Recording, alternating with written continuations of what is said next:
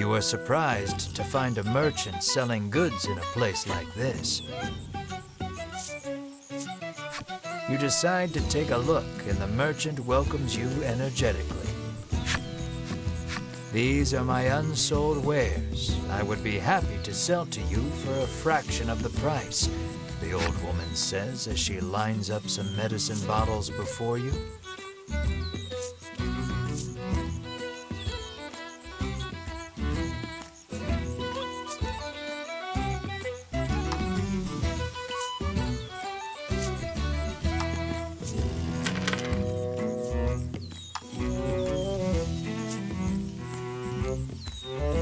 I'm closing for the day, she announces as she packs up her goods. It seems you won't be able to do any more shopping here.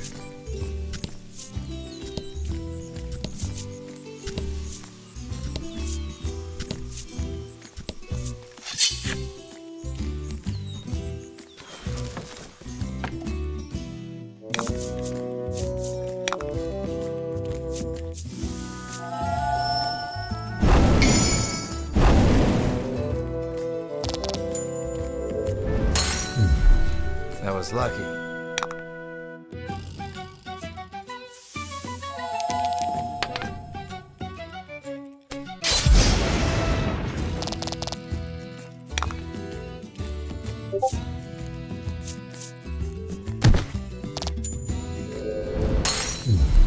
Good work.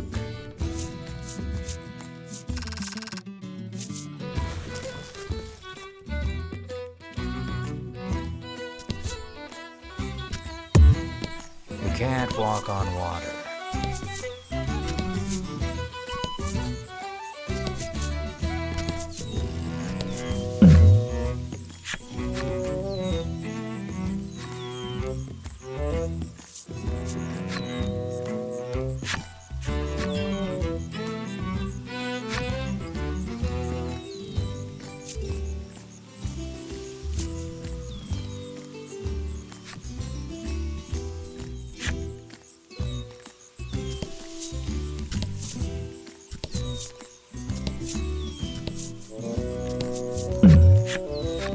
Discover a fine fishing spot.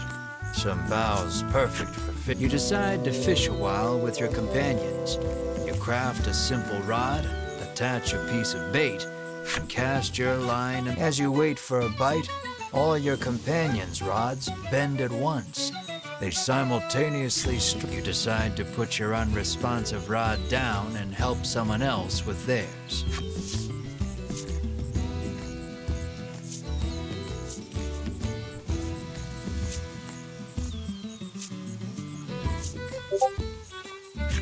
The water's surface undulates violently. You get a feeling this is going to be a big one.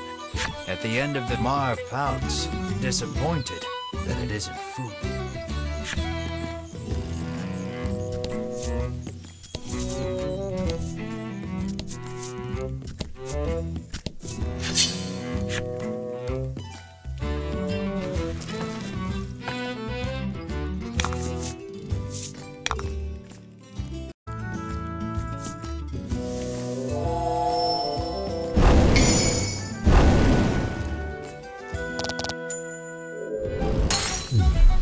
Oh?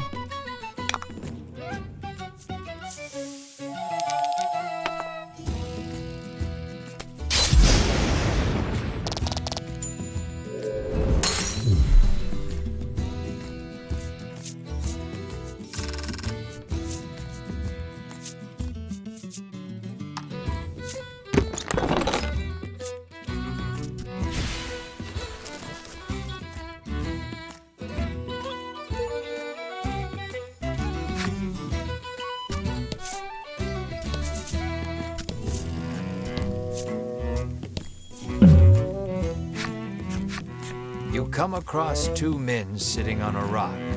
They take no notice of you or the party, but you can listen in and deduce that they are a pair of thieves.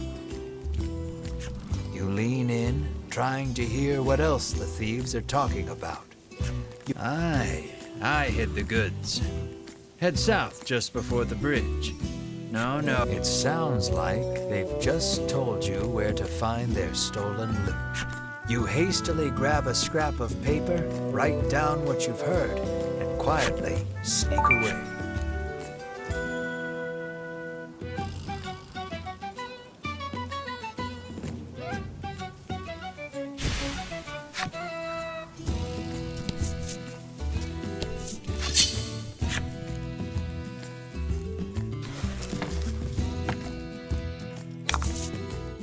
Don't hold back.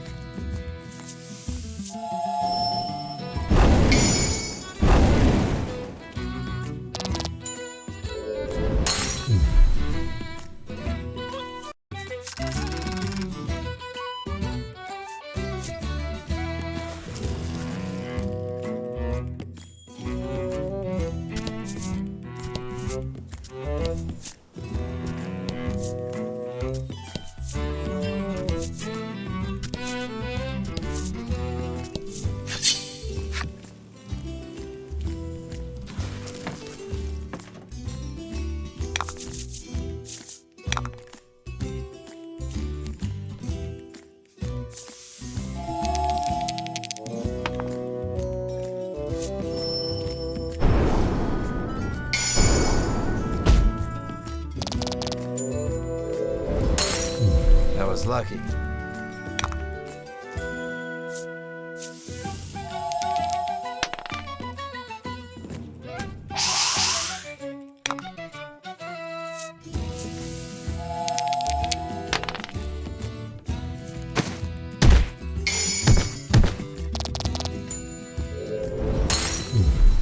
Oh?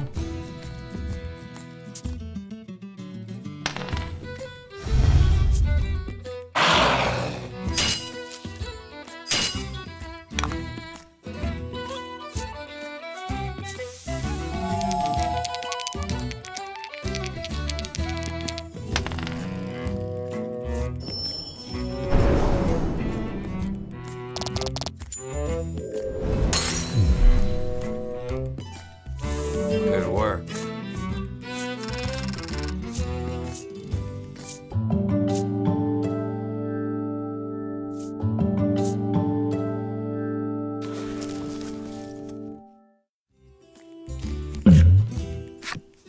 You pick up a scrap of paper dropped by some manner of monster. It has a message scrawled on it in crude lettering. Clearly, whoever dropped this message did not want to forget where the store. You stash the scrap of paper in your pack and resolve to keep an eye out for the treasure on your travels.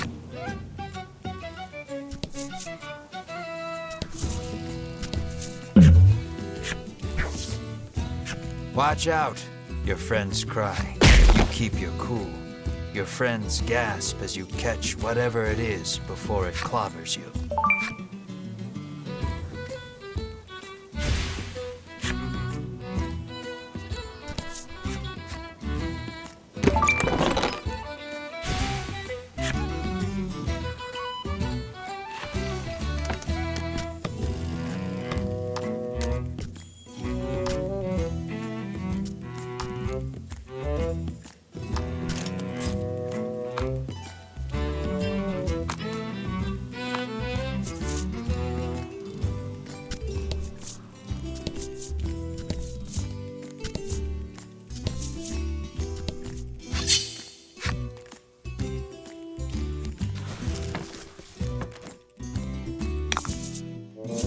And fight.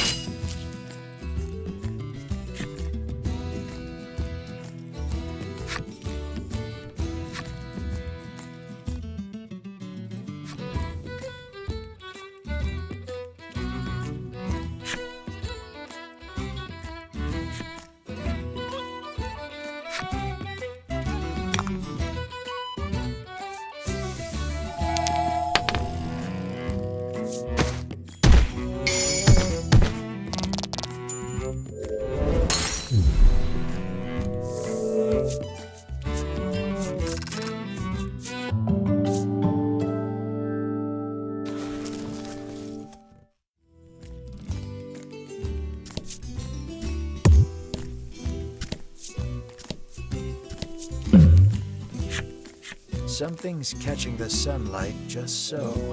You move closer to get a better. You find a chest lodged in the hollow of something about this feels familiar. You fish a note out. Sure enough, this is the location those thieves mentioned when you were eavesdropping.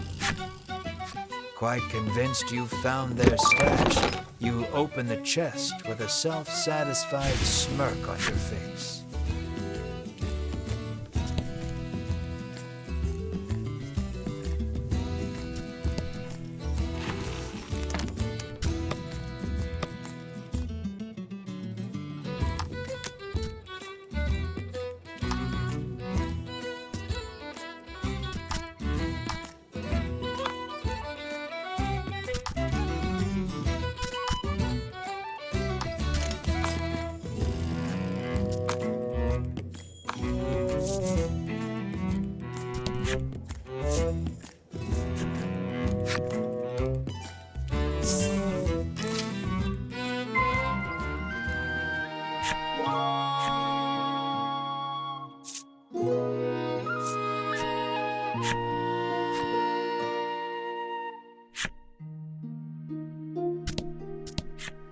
Welcome.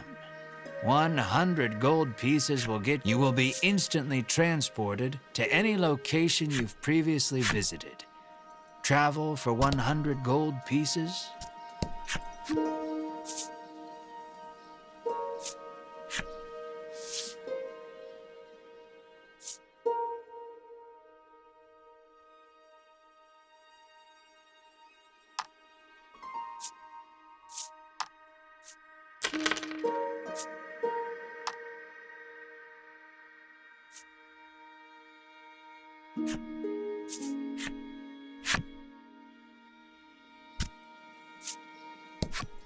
The man says you'll need a torch to explore caves.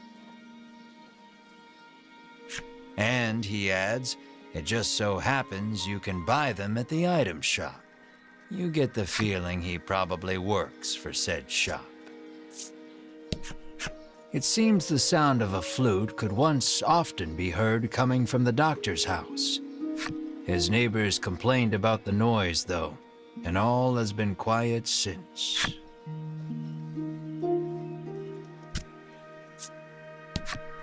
Apparently, monsters have been mugging people along this stretch of road lately. The Ivory Order is searching for where they're stashing the stolen goods.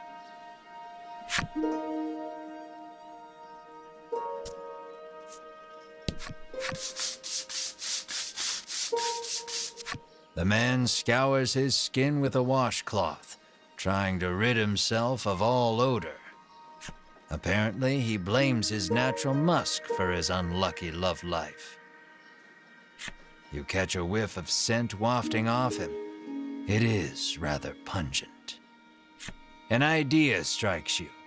Maybe getting rid of the toxins within the body would get rid of the odor without, too. You hand him an antidote and he chugs it down. As soon as he's finished, the odor completely disappears. Overjoyed, the man resolves to tell the person he likes how he feels. From his breast pocket, the man pulls out something to give you in thanks.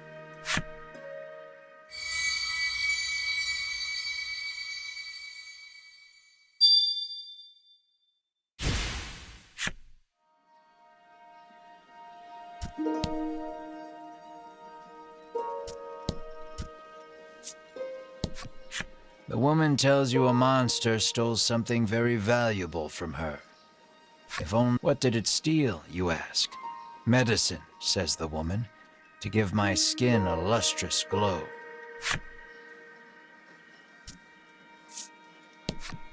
The woman, who fashions herself a missionary of love, haughtily cries she's too beautiful and popular for her own good.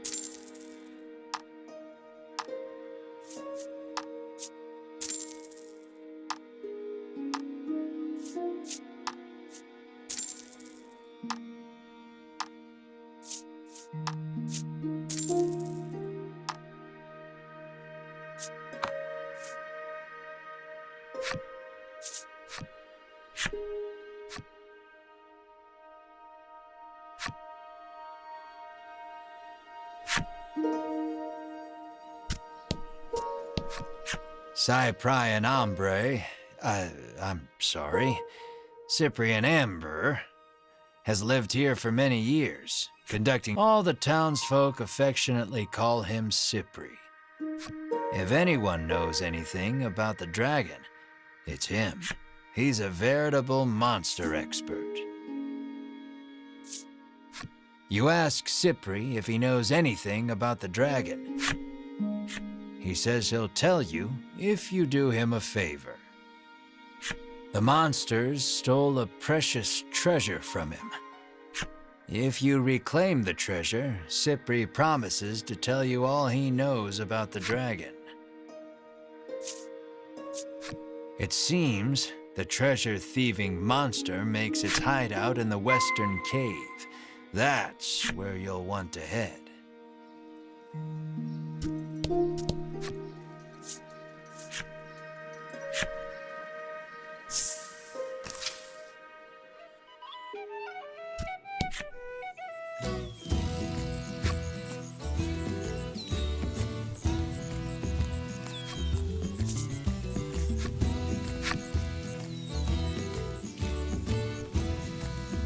Light can't reach the furthest depths of the cave. It may be impossible to proceed without a torch. You light the torch. It'll be much easier to explore now with your surroundings better illuminated. Though the torch lights your immediate surroundings, you still cannot peer far into the distance.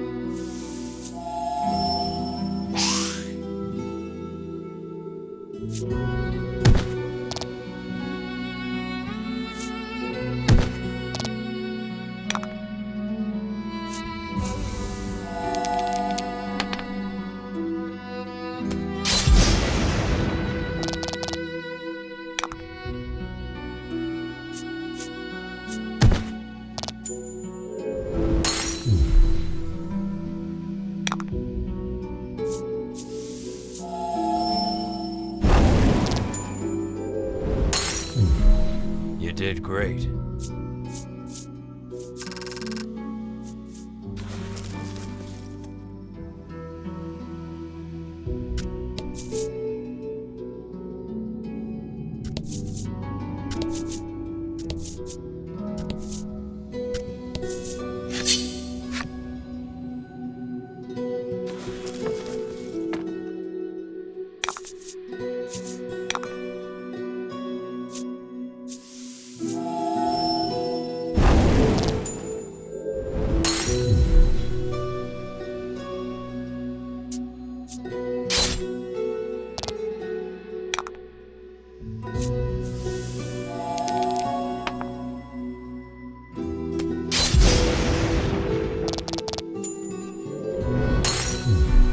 Good work.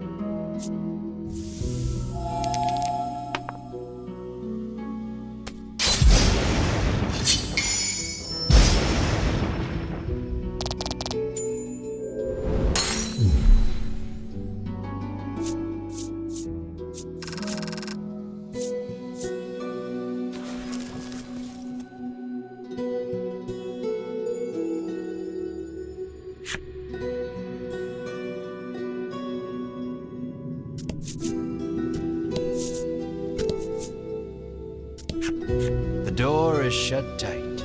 It seems some strange force keeps it. Upon closer examination of the door, you spot a cavity that looks like some sort of sphere should go there.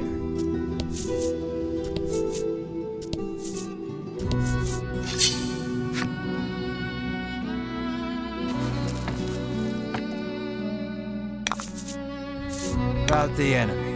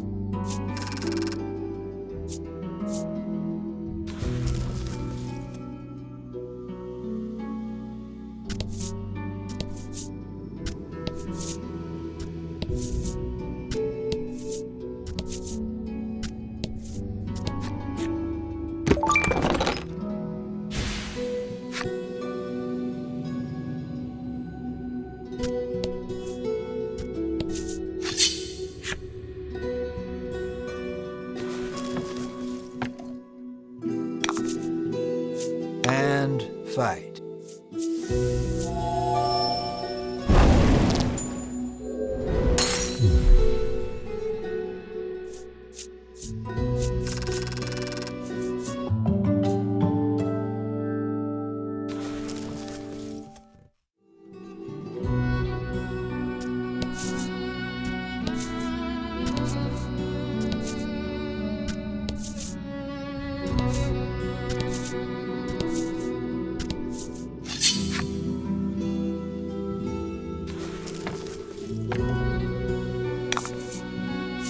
Let's do this.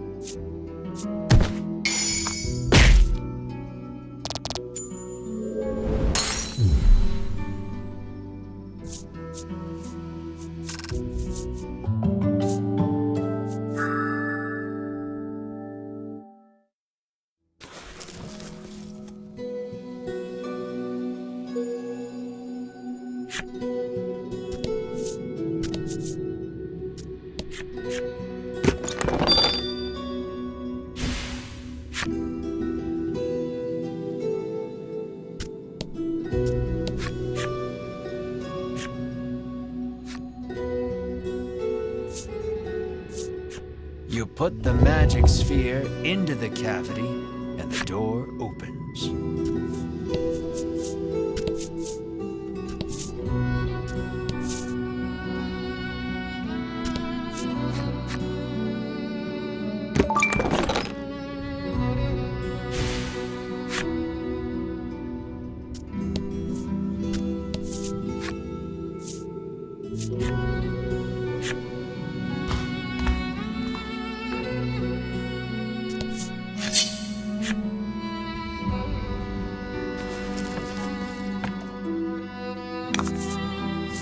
About the enemy.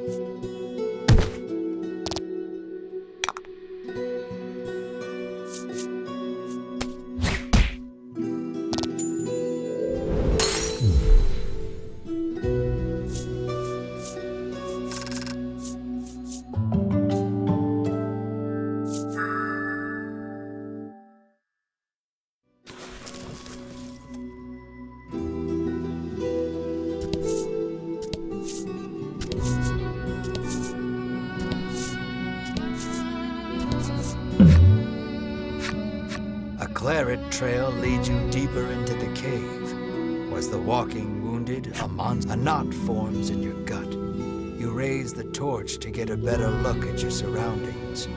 The wall, another message comes into view, written in tiny letters among what horrors transpired here.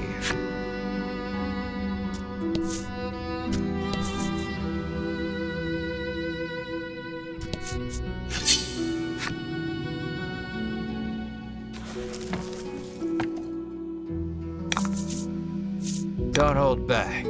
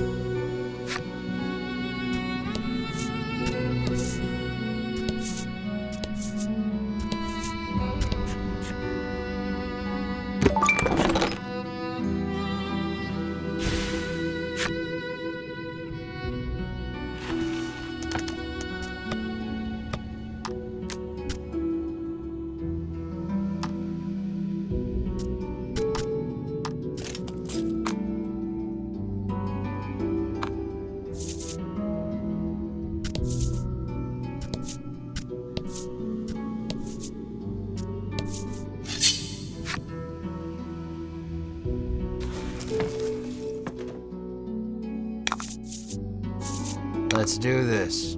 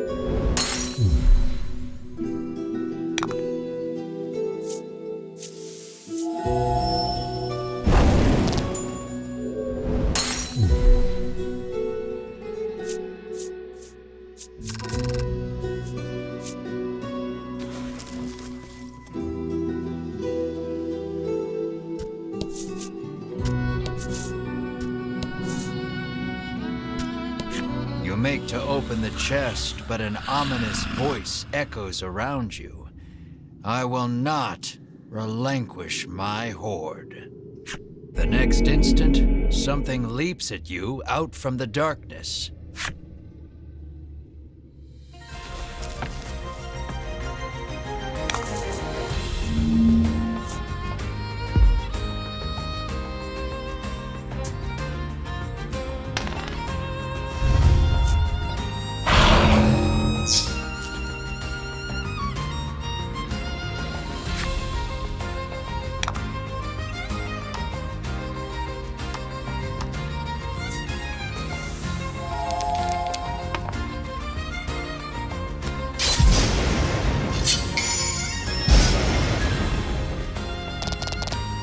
Nice work.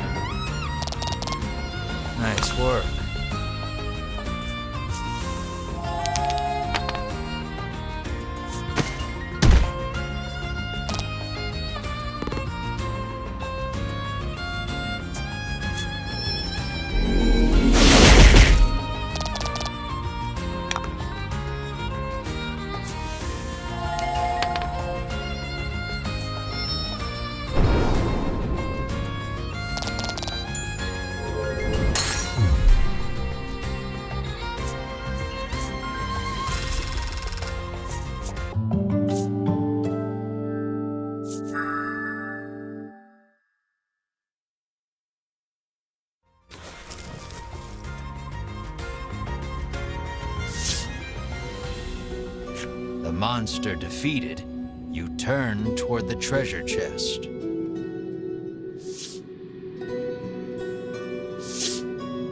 And see those Ivory Order jerks rooting through it.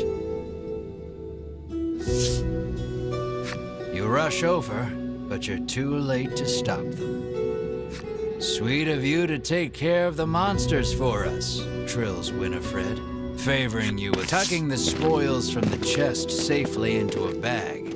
The Ivory Order trio stroll away whence they came. Knowing you couldn't stop them if you tried, you can do nothing but stand slack-jawed and watch them go. The chest is empty, save for a ragged doll. Nice of them to leave us the trash, you grumble in irritation.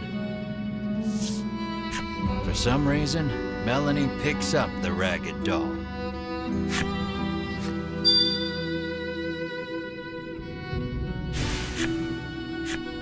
Your shoulders slump. All that effort, and this is all you get to show for it? You find nothing else even close to treasure. Hope Cipri is ready for bad news. Leave now.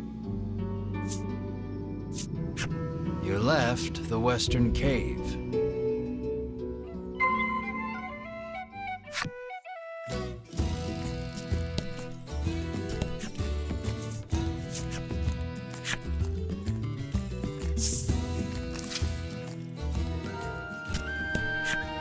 Well, if it isn't the head of the National Inn Association's son, the innkeeper blurts out, overcome with surprise. You've clearly been mistaken for someone else, but the innkeeper looks so excited that you dare not burst her bubble.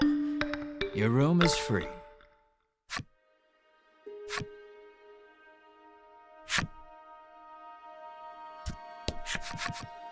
Were you able to find my treasure? Cipri asks. This is all we found, says Melanie, withdrawing the ragged doll. Cipri's eyes widen as soon as he sees the doll, and he reaches out to take it. Without breaking his gaze away from the doll, he begins to speak. Cipri tells you he gifted this doll to his young daughter a long time ago, but she fell gravely ill and died. Since then, Cipri has treasured this doll as he treasured his daughter. Then the monsters took it from him. Cipri turns to Melanie, his head bowed deeply in gratitude. So you reclaimed the treasure by complete accident. You step closer to Cipri.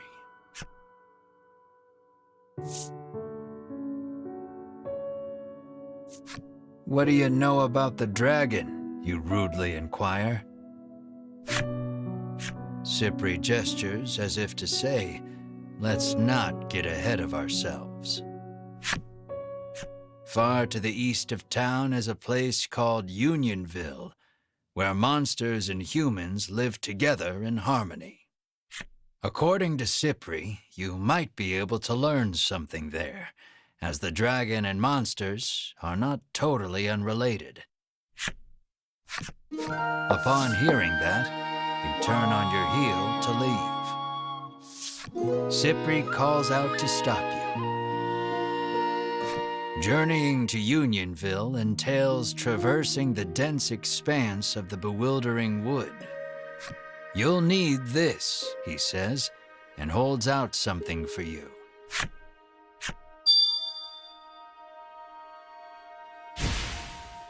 You won't make it through the bewildering wood without it, Cipri says.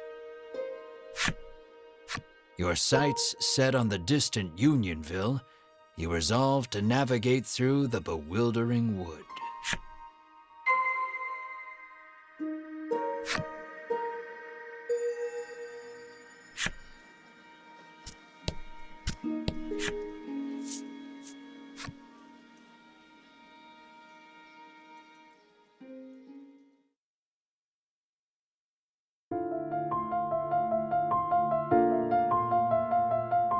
And with this 3D heaven